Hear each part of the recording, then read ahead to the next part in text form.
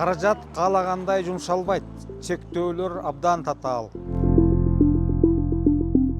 Негизинен эле биз бул каражаттар жеринде болуп атат да, анан жеринде да толтура маселелер болушу мүмкүн. Там муниципалдык кызматка байланышкан же болбосо мамлекеттик кызматка байланышкан маселелер. Ошолордун турган зданияларын оңдогонго, аларга транспорт сатып алып бергенге, алардын бир кызыкчылыгы үчүн бир товарларды сатып алып бергенге, алар үчүн бир нерселерди уюштуруп тамак бергенге, ошол эле иштеген ошол долбоорго катышып аткан адамдарга айлык катары бөлүп бергенге болбойт. Бул жалпы кызыкчылыкты көздөгөн маселе болгон үчүн ошону жалпы кызыкчылыктын дагы ошол мамлекеттик субсидия деген бул бекер ошол кызматка жумшала турган акча да, ал кайтарымсыз акча. Ошон үчүн ал жалпы жашоочулардын кызыкчылыгына багытталган болуш керек. Айрым ошол активисттердин же болбосо ошол аны колдогон айыл өкмөттөрдүн, шаарлардын кызматкерлерине бир кандай бир пайда бербеш керек да. Бюджет каражаттары жеке кызыкчылар үчүн эмес.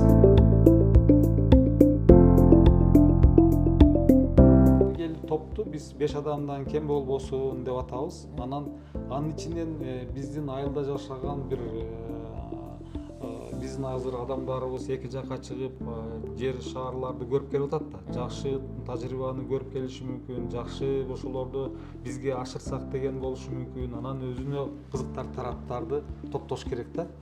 5 кем болбогон демилгелүү топ болуш керек.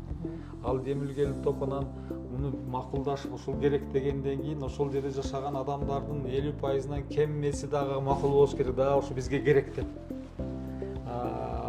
Бул процесс ушундай да, там ал жана бирөө алып эле анан ошо менен айыл өкмөт менен сүйлөшүп алып анан кийин тиги субсидия алам деген туура эмес. Ал идея көтөргөн адам ошол өзүнүн идеясын түшүндүрүп, талкуулап, ар кандай жолдор менен бир жер WhatsAppка жазабы же атайын үймө кыдырып ушуну аткарсам болобу деп сурамжылап же чогулуш уюштуруп, атайын жыйын уюштуруп, ушуну презентация кылып, ушуну көрсөк деп, анан жалпы жарымынан көп элибиз колдосо да, бизге керек экен ушуну, биз да жардам беребиз, биз да кошулабыз, мен тракторумду берейин, мен өзүм барып иштеп берейин, мен мынча акча которуп берейин деп ошо демилгелүү топтун өздөрүнүн дагы вкладдары болот. Анан ошо менен келип анан тиги тандалат да. Андай идеялар ар кандай болушу мүмкүн, бирок тандалып анан эмеге конкурска катышып, конкурстук комиссияда ошол мэрдин биринчи орун басары же айыл өкмөттүнүн орун басары, ошол жерде тиешелүү адамдардан 7ден кем эмес комиссия болот. Комиссияда алар комиссия карап чыгып, анан ушулда туура экен, болот экен, анан булардын өзүнүн үлүшү мынча пайыз экен, биз айыл өкмөтү же шаар мэрия мынча дагы кошуп бергенге мүмкүнчүлүгүбүз бар, акча бергенге же болбосо биз муниципалдык ишканадан тракторунун күчүн бергенге мүмкүнчүлүгүбүз бар. Анан ошонун ичинде тиги мал жерине жетпейт экен, ушуну бир ушул жерине бир биз ушул мамлекеттик субсидия алганга кайрылып атабыз дейт да. Анан ал тиги жергиликтүү калк, айыл өкмөтү, кеңеш баардыгы бизге ошо керек деп макулдашылгандан кийин аны ал документти толуктап иштеп чыгып, тактап, анан тиги фонддорго, региондорду өнүктүрүү фонддоруна кайрылышат. Биринчи кезекте жергиликтүү кызыкчылыктарды колдой турган так багыттар бар.